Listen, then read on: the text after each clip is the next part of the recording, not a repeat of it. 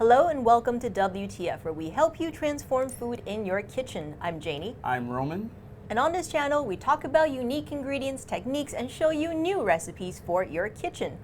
This week, we are doing a healthy summer treat, and we are making a smoked celeriac ice cream. Celeriac, what you see in front of you right here, is the root of the celery. And I hate celery, but I love celeriac, so I was very excited when Roman said he was going to try to make a dish with it. Roman, let's talk about the inception of the ice cream we're making today. All right, so we went ahead and used celeriac as our main, component of this dish. And now, while Janie doesn't like celery, I also don't like celery. Not a big fan. In some of the kitchens I've came up with, they actually didn't use celery in the kitchen at all. Some were actually banned in a few of the kitchens I worked with. As they should. And just kidding.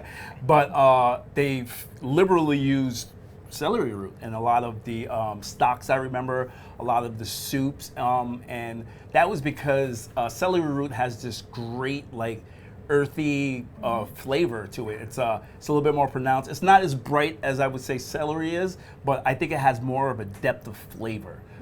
And I think it comes across a little bit better. For me, personally, and I'm gonna assume for Janie, than celery does. And so today, we're gonna base that around that to make this ice cream. We're also gonna add some smoke to that to give it something completely different. Yeah, I'm excited to see this come together and have Roman walk you through all the steps here. All right, where do we start? I mean, let's start with first, how do we prep this celeriac root for cooking? So I took the celery and it's super simple. I wrapped it up in aluminum foil and then I put it in the oven, 400 degrees for an hour and a half. If you have a thermometer, you could put your thermometer in there and you want to get it to 200 degrees. Okay. And then you're ready to go. You let it cool down, obviously, before you cut into it.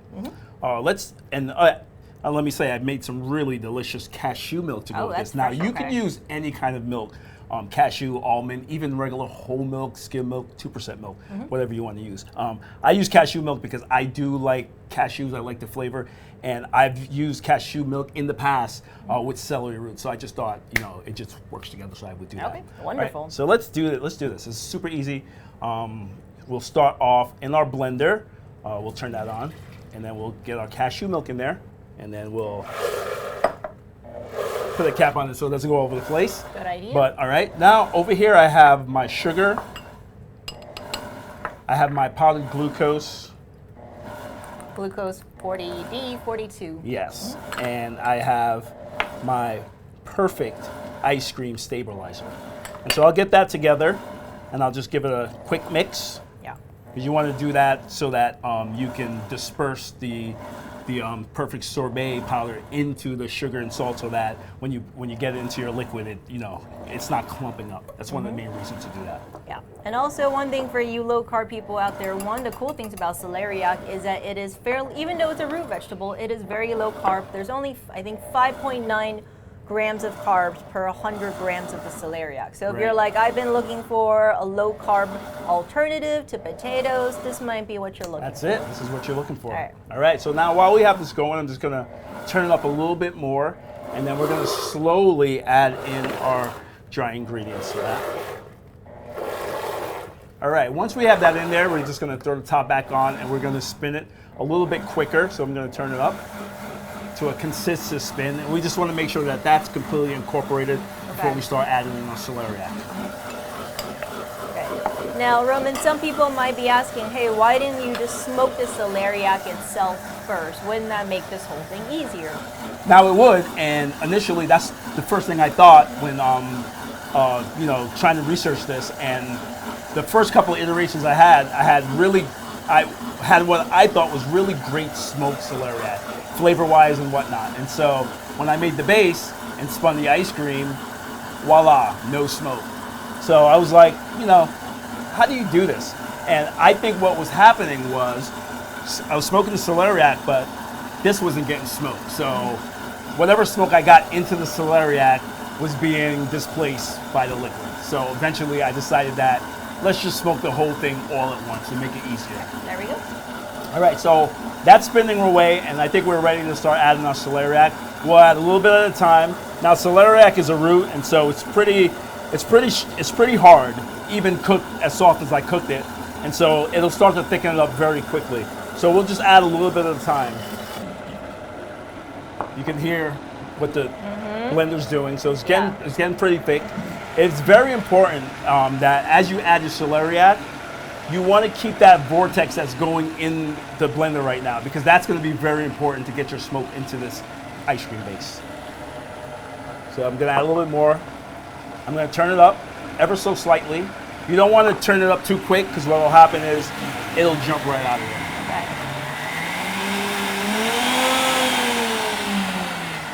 Okay. Now, in this instance, sometimes that'll get caught up, and what you want to do is you want to give your blender a light tap, because there's air bubbles that form in the bottom of the blender, and that'll release those. And so that when you start back up, the rotors will start working. Now we got that vortex going, like I explained earlier, and so this is the perfect time. So we have our Breville smoker already filled, and I have my tube. I'm just going to put it right there on the top, and I'm going to grab a little bit of plastic that I have here, and I'm just going to seal that up a little bit. Now you're not going to be able to seal this all the way, you know what I mean? That smoke is going to escape, but what we're trying to do is we're trying to get some smoke into it, and as the vortex is spinning, pulling the smoke into the base. And so what we're going to do here is we're going to smoke this for about 7, 8. I like to usually go 10, but we're going to go 7, 8 minutes. You can spin this as low as you want. You can go 2, you can go 3 minutes, depending on how much smoke that you want. And immediately you start smoking. So we'll just try to get that. And that's filling up the blender, and that vortex is, as we speak, pulling in that smoke. So all that smoke that's billowing out of there, you're like, oh my God, we're losing the smoke. That doesn't really matter. What's going into the base of the ice cream right now is all that you want. You don't want too much smoke anyway, so you're just getting exactly what's sitting on top of there into the vortex, and it's going to permeate that ice cream base. All right, so we're gonna let that go for about 7 to 8 minutes, and we'll get right back to you. Okay, now that we've spun that for 8 minutes, we're gonna go ahead and get that into our Paco container. Yeah. So in this case today we are going to pacotize, but this recipe does not require a Paco Jet or a Ninja Creamy. If you have either of those, of course, it's going to be delicious when you pacotize or Ninja Creamify it. Yeah. But you can also make this recipe in any traditional ice cream maker as well. All right, so we're just going to tap that down, make sure it's even, which is very important for the Paco Jet. All right, and before we cut to break, because we're going to put this in the freezer, one thing that just came up while we were waiting for this to spin was, why did we use the glucose D42 instead of just 100% sugar? Well, the main reason why we use the glucose D42 is because what we're trying to do is keep this from crystallizing. But we don't want it to be too sweet. That's where this comes into play, and it gives you both of those things. It gives you a little bit of sweetness, but more importantly, what it does is it keeps this from turning into a block of ice and keeps it smooth. Yeah. So especially if you don't have a creamy or Paco Jet and you're using a traditional ice cream maker, the E42 is going to be, along with the perfect ice cream, is going to be a great help to give you that nice texture after it freezes. All right, we'll be back. Cool. All right, we are just about ready to spin our smoked celeriac ice cream base. Now, of course, this is my chance to tell you all about the importance of subscribing and hitting the notification button so that you can make sure that you get this content and other people who are interested in new and different recipes will get notified. And if you do want to see us do anything else, leave it in the comments below. So spoiler alert, you know, we have been really into the celeriac, so we're kind of R&Ding right now a celeriac tater tot, which is a low-carb alternative to a regular potato tater tot. So that's the kind of like kooky things that we like to do here in the test kitchen. So if you want to see more of that, definitely comment, definitely hit the notification button, and definitely subscribe. All right, that's my plug. Go ahead, let's do it. All right, so we have our ice cream base frozen overnight, and we're gonna put it in our Paco Jet and give it a spin. All right, and now we start. We've spun our ice cream in our Paco Jet, and we are ready to give it a try. Okay, I'm excited. I can smell the smoke. Yep. all the way from here. And thank you so much for making this dairy-free so that I can eat as much of it as I want. It's so good. Oh, wow. That is good. And creamy. So the first note, incredibly vegetal, Super fruity, vegetal. smoky, very, very creamy because you have like the cashew milk blended in with the thickness of the root vegetable. Yep. It's such an unusual dessert, but I love this so much. It is. I like it too. And So good. honestly, the weather's been so great lately, of late up here in the Northeast.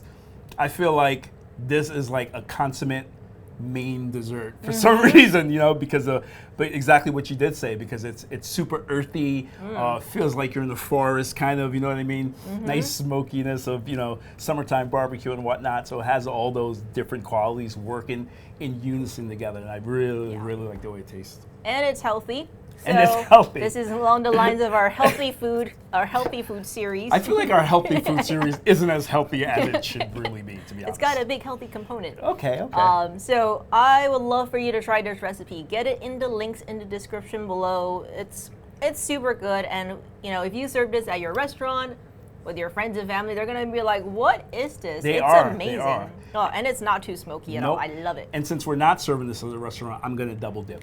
I already double dip. So until next week from here in the Modernist Pantry Test Kitchen, I'm Janie. I'm Roman. Well, that's There's your blooper reel right there. Yep. Struggle. When Jeff from Paco Jet came, he was like, he could do it without looking. He was just like, it's so hard. Just about the same. yeah. It's It was so so hard. smooth.